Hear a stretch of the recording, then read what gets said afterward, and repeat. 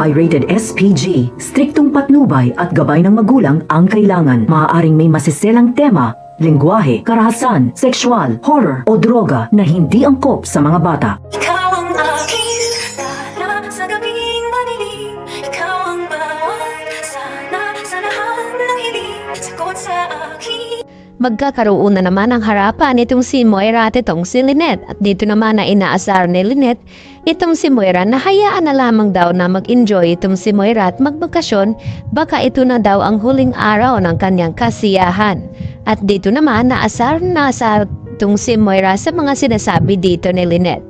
Samantala, gusto nga dalawin ni Moira itong si Don Pepe upang makita niya ang sitwasyon kung ano na nga ang kalagayan nito. Kaya agad na pumasok itong si Moira dito nga sa kwarta ni Don Pepe. At ang sumunod naman ay ang kanya anak na si Zoe. At dito naman na sinasabi ni Moira at ibinobulong dito kay Don Pepe na namimiss niya daw itong matanda. At mamaya-maya ay nagbukas ang pinto at dito naman dumating itong si Zoe. Laking gulat ng mag-ina nang bigla nga nagkamalay at nagising na itong si Don Pepe.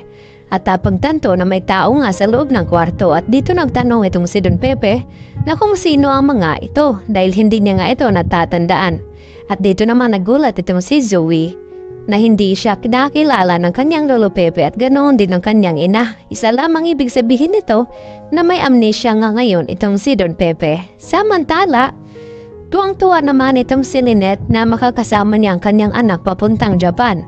Dahil sa sorpresa na ibinigay nga ni Carlos dito kay Lynette na sa ganon ay makabawi nga ito dahil sa nangyari sa kanilang dalawa na nagkaroon nga na sinasaktan ni Carlos itong si Lynette at dahil gusto niya na hindi nga magalit ng husto itong si Lynette sa kanya, kaya agad nga gumawa ng paraan itong si Carlos nang sa ganon ay mapawi naman ang inis ni Lynette dito nga sa kanya at hindi nga naituloy ni Lynette na magsumbong dito kay Annalyn kung ano nga ang tunay na ugali dito ni Carlos Binetes.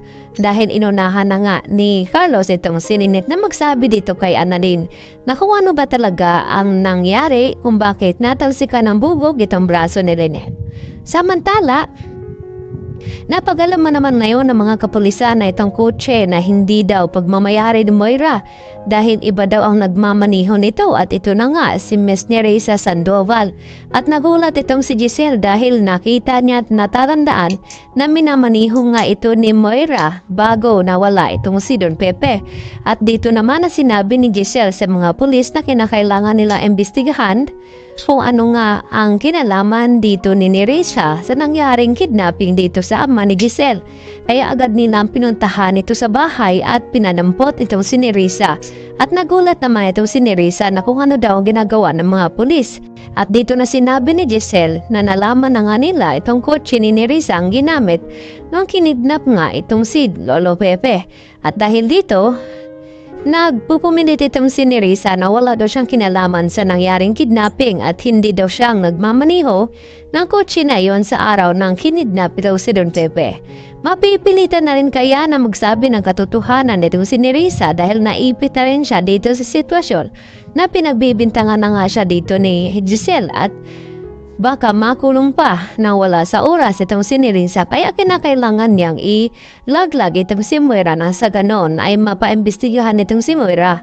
At tama nga ang kutob dito ni Giselle na may kinalaman talaga itong si Moira sa nangyaring kidnapping at baka nakipagsabuatan daw itong si Zoe sa kanyang ina. Kaya yan naman ang ating naiisa sa pagkabangan maya-maya mga kapuso kung ano nga ba magiging kahinatnan dito sa mga plano ni Moira dito kay Don Pepe. Yan lang po at marami pong salamat.